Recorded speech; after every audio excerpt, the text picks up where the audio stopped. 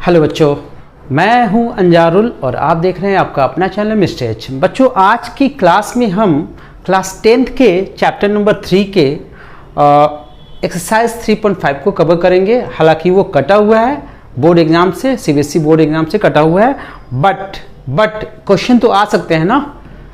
एक मेथड कटा हुआ है, लीनियर इक्वेशन को कैसे सॉल्व करते हैं उसके थ्री वेज थे। पहला था elimination, then substitution, then cross multiplication. ये वाला टॉपिक कटा हुआ है, बट उस क्वेश्चन को बोल सकता है कि आप एलिमिनेशन के थ्रू करो, सब्स्टिट्यूशन के थ्रू करो। सो क्वेश्चन को सॉल्व करते हैं हम दोनों मेथड से करेंगे, या तो किसी क्वेश्चन में हम एलिमिनेशन कर सकते हैं या फिर सब्स्टिट्यूशन कर सकते हैं। सो स्टार्ट करते हैं हम लोग एक्सरसाइज 3.5। फर्स्ट क्वेश्चन ये कहता है, which of the following pair of linear equation has unique solution, no solution or infinite many solutions? In case there is a unique solution, find it by using cross multiplication method. Cross multiplication method से निकालना है। Question क्या कहता है पहले ये देख लो। First question है उसका फर्स्ट पार्ट, फर्स्ट क्वेश्चन का फर्स्ट पार्ट ये दिया हुआ है, x minus 3y equals to minus 3 equal 0 and 3x minus 9y minus 2 equals to 0। ये क्वेश्चन है, इसमें हमें बताना है कि इसको यूनिक सॉल्यूशन है, इनफिनाइट मेनी सॉल्यूशन है या फिर नो सॉल्यूशन है। तो उस केस में आपको पता होना चाहिए हम क्या कंपेयर करते थे, कोएफिशिएंट ऑफ x y और कांस्टेंट के कोएफिशिएंट को हम इक्वेट करते थे, कांस्टेंट को इक्वेट करते थे। सो यहां पे देखोगे, अगर यहां पे फर्स्ट इक्वेशन का a1 क्या होता था, x के साथ वाला a1, b1 होता है y के साथ वाला -3 और c1 होता है कांस्टेंट वाला टर्म। ठीक है, a2 कितना हो जाएगा, a2 हो जाएगा 3, b2 हो जाएगा -9 और c2 हो जाएगा -2। सो हम पहले निकालेंगे a1 by a2, a1 by a2 निकालेंगे, कितनी वैल्यू आई 1/3।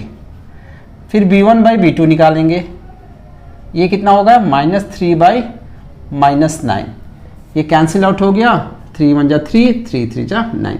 फिर c1 बाई c2 निकालेंगे, -3 बाई -2, माइनस माइनस कैंसिल हो गया। सो a1 by a2 equal b1 by b2 हो रहा है, is not equals to c1 by c2। So बच्चों, आप लोगों को पता होना चाहिए ये केस कौन सा होता है, ये होता है no solutions, means parallel line का केस होता है। इस केस में ये दोनों लाइन का इक्वेशन जो बनेगा, पैरेलल ग्राफ जो बनेगा वो पैरेलल लाइन बनेगा और उसमें क्या होगा, नो सॉल्यूशन होगा। तो ये केस हो गया हमारा नो सॉल्यूशन का। क्लियर है बच्चों, ऐसे करेंगे हम लोग सॉल्व। ठीक है, next question, question number first का सेकेंड पार्ट क्या कहता है वो देखते हैं। इसमें दिया है 2x plus y equals to 5, 3x plus 2y equal 8। तो इस वाले क्वेश्चन में बच्चों, इसमें a1 कितना होगा, a1 लेंगे हम 2, b1 लेंगे y का कोएफिशिएंट 1 और c1 लेंगे, c1 क्या करेंगे, इसको उठा के इधर लाएंगे तो -5 हो जाएगा। हम एक स्टैंडर्ड फॉर्म में लेंगे, आइदर आप ले सकते हो 5, कांस्टेंट को हम चाहे इक्वल साइन के राइट हैंड साइड में हो या इक्वल साइन के लेफ्ट हैंड साइड में हो, आप उसको c कर सकते हो। बट हम एक स्टैंडर्ड फॉर्म में पढ़ेंगे, क्या करेंगे, इसको उठा के हम इधर रखेंगे, यानी कि ये क्वेश्चन अब हमारा ऐसा हो गया, -5 इक्वल 0 जनरल फॉर्म में रखेंगे। सो वहां से कंपेयर कर लेना, ये c हो गया, वो वही मैंने लिखा है यहाँ पे -5।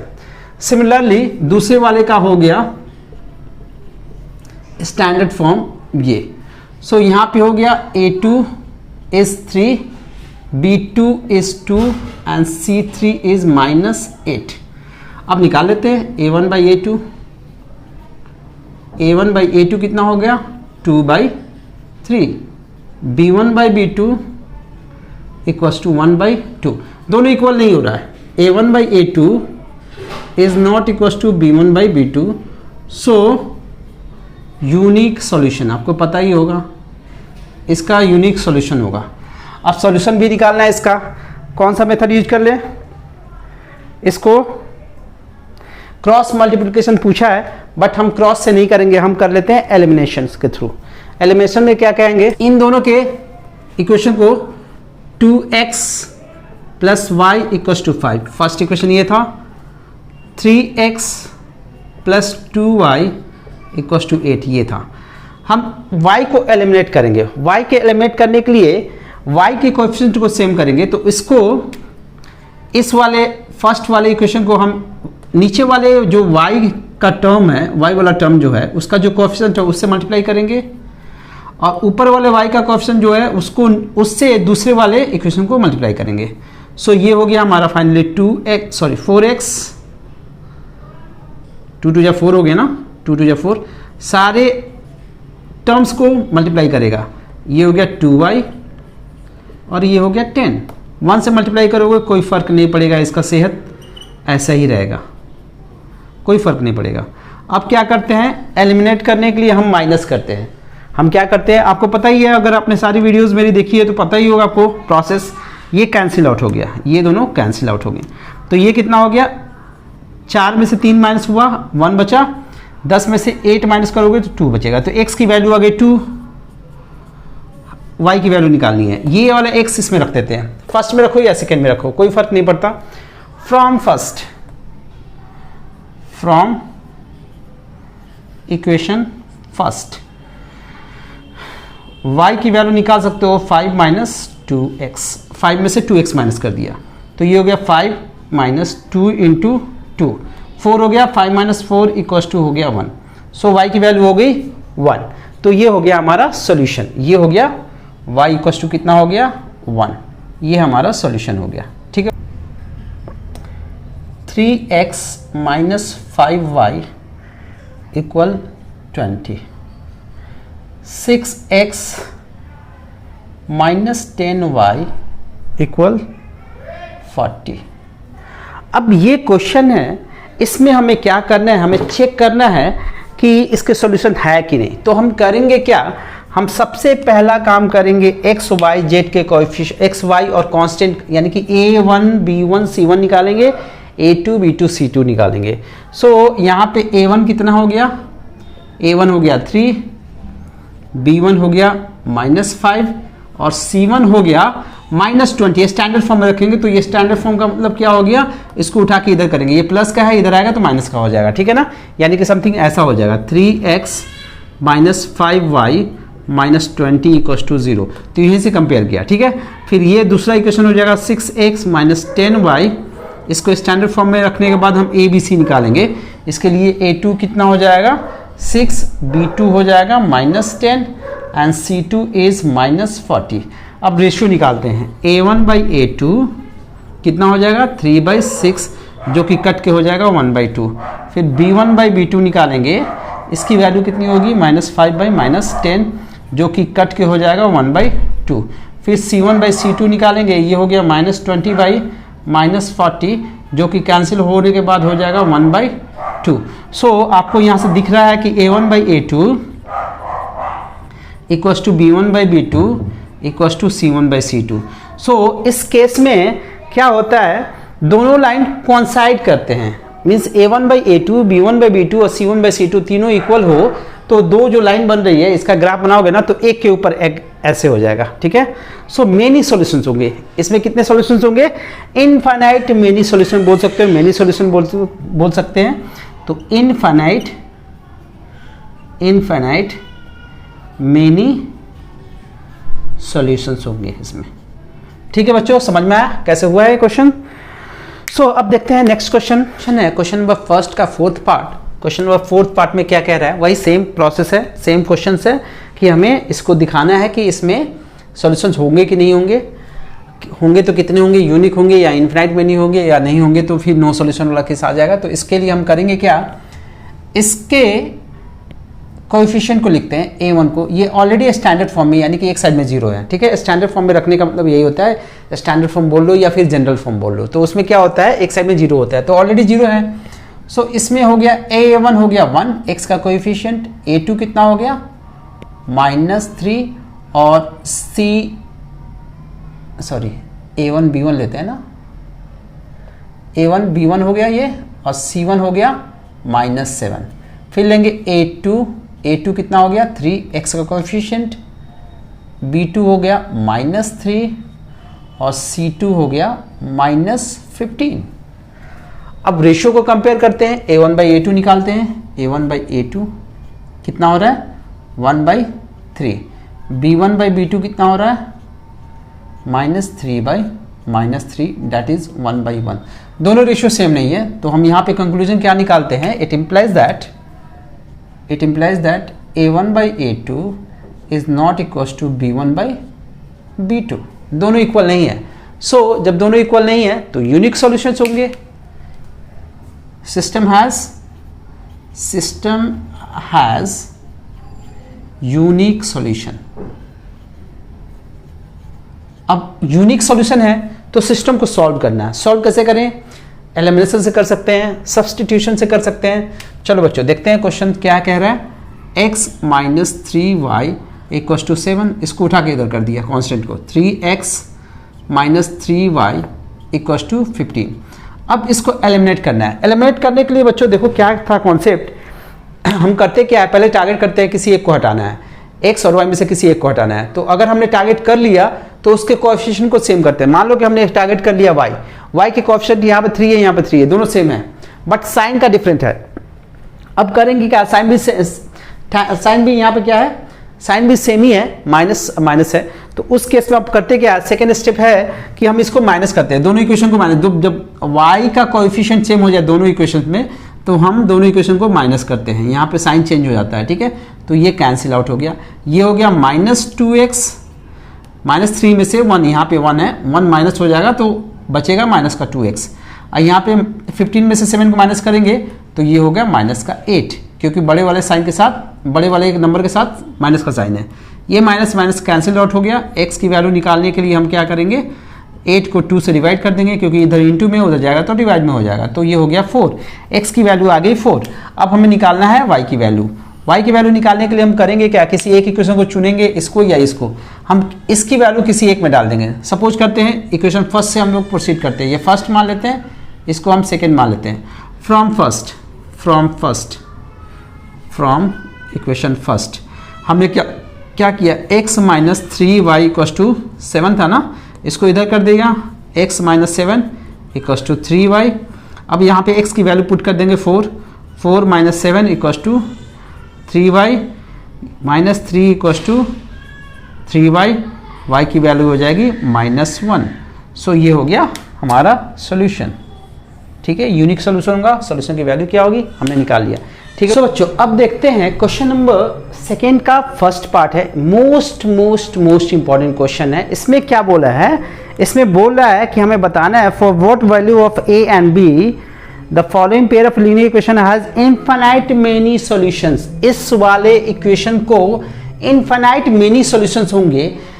उस केस में हमें x y और कांस्टेंट जो a1 b1 c1 जो निकालते हैं उनके कोएफिशिएंट का रेशियो क्या होना चाहिए।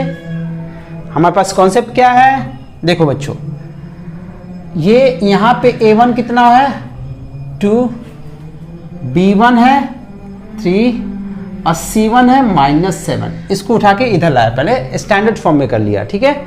फिर a2 निकालते हैं, a2 है a - b, b2 है a + b और c2 है -3a + b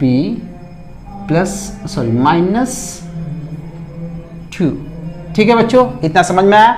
अगर इनफिनाइट मेनी सॉल्यूशन है तो ये a1/a2 = b1/b2 is not equal to c1/c2 होना चाहिए, सॉरी इक्वल टू c1/c2 होना चाहिए, इक्वल टू c1/c2 होना चाहिए, ठीक है बच्चों।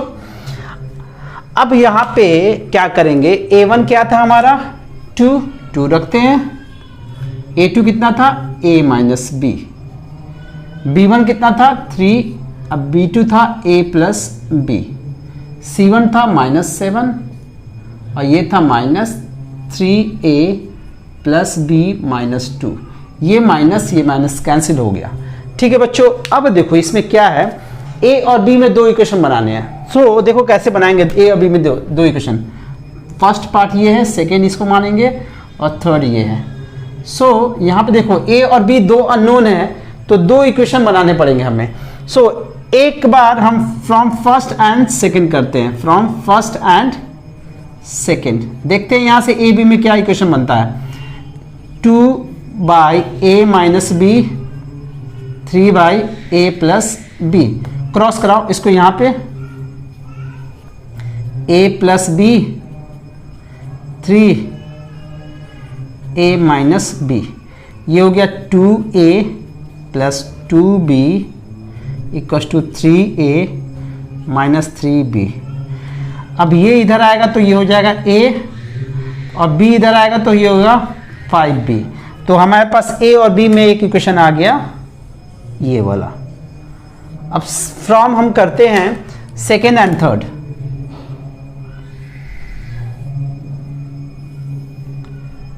From second part and third part, इससे हमें क्या निकालना है, एक इक्वेशन निकालना है ए बी में। सो ये हो गया 3/a plus b and 7/3a plus b minus 2। Cross कराते हैं इसको यहाँ पे, तो ये हो जाएगा 3a plus b minus 2 equal to 7a plus b. ये हो जाएगा 9a plus 3b minus 6 equal to 7a plus 7b।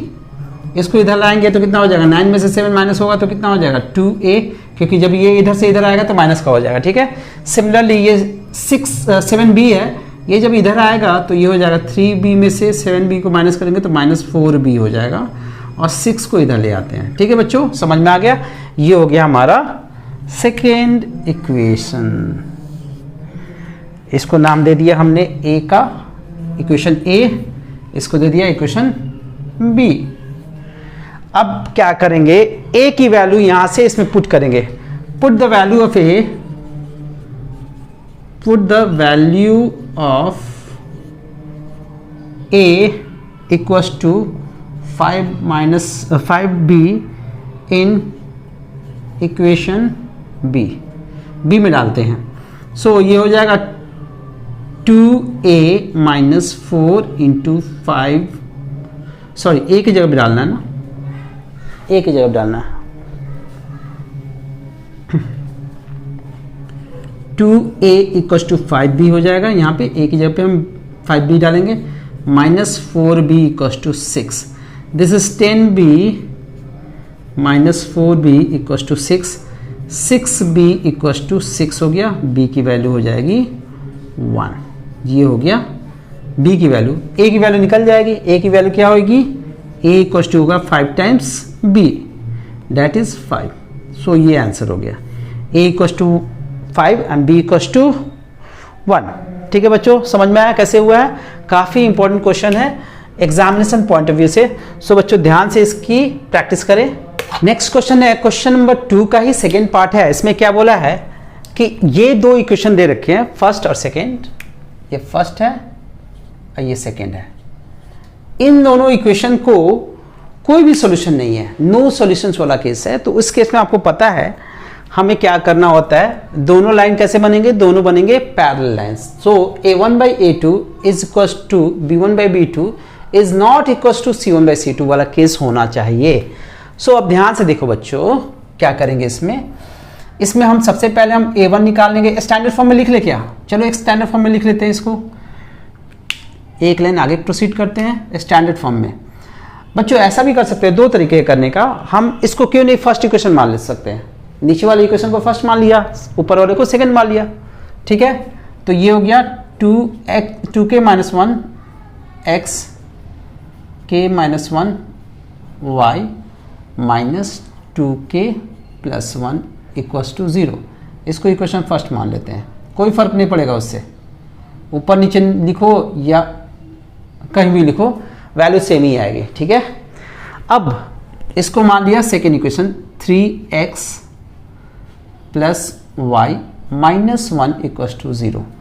अब यहां से कंपेयर करके a1 a2 b1 b2 c1 c2 की वैल्यू निकालेंगे। ठीक है, तो a1 की वैल्यू क्या हो जाएगी, ये x का ऊपर वाले इक्वेशन का कोएफिशिएंट 2k माइनस 1, b1 हो जाएगा k माइनस 1 और c1 is minus of 2k plus 1। Similarly a2 निकाल लिया 3, b2 निकाल लिया 1, c2 इज माइनस 1।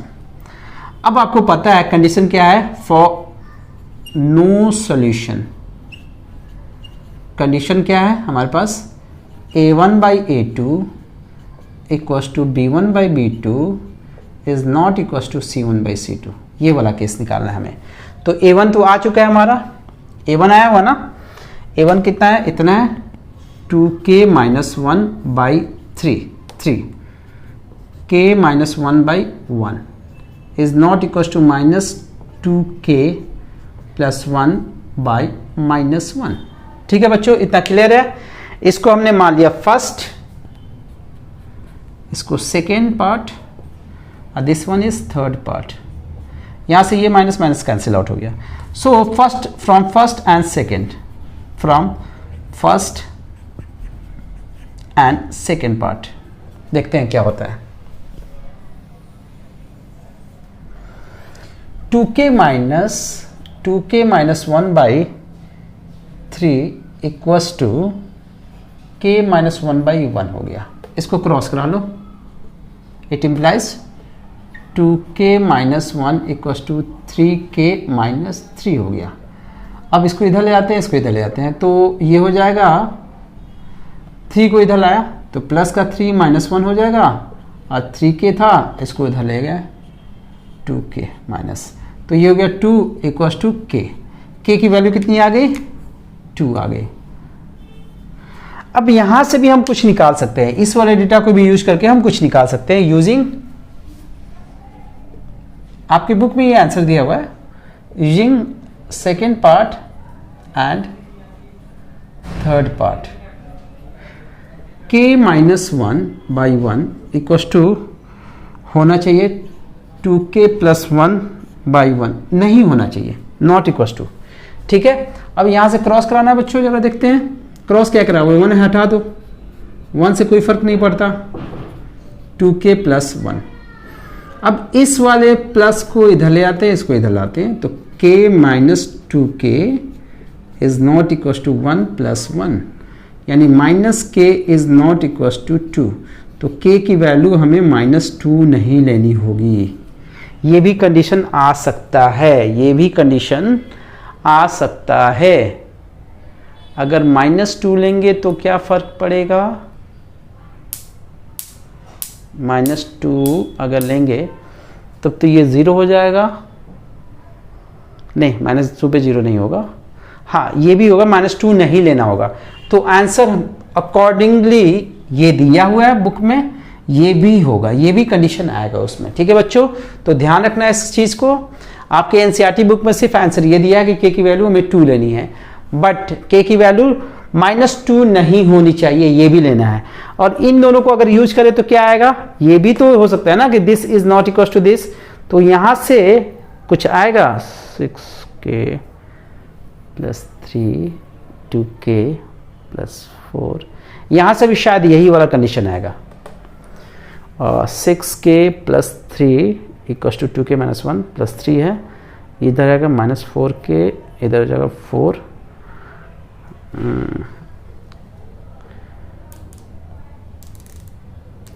अगर इन दोनों को हम सॉल्व करें तो from first and third check करते हैं क्या हो रहा है। यह है 2k minus 1 by 3 is not equals to 2k plus 1 by 1। Cross कराए जरा, 2k माइनस 1 6k प्लस 3, सो ये आके इधर हो जाएगा -4 इक्वल्स टू 4k। तो k की वैल्यू -1 भी नहीं होनी चाहिए। अकॉर्डिंगली ये भी आएगा आंसर में, बट आपके बुक में सिर्फ ये आंसर दिया है। तो k की वैल्यू आपको क्या क्या नहीं लेनी है, k की वैल्यू -2 और -1 नहीं लेनी है, k की वैल्यू सिर्फ 2 लेनी है। ठीक है बच्चों, समझ में आ गया? तो ये आंसर हो गया। आपको क्वेश्चन बुक में जो दिया है ना आंसर, उसको इन दोनों से सिर्फ आंसर निकाला है। वैसे कॉन्सेप्ट ये भी बोलता है कि इन दोनों को भी हमें इक्वल रखना है, मीन्स नॉट इक्वल रख के यहाँ से भी k की वैल्यू आएगी और इन दोनों से भी k की वैल्यू आएगी। ठीक है बच्चों।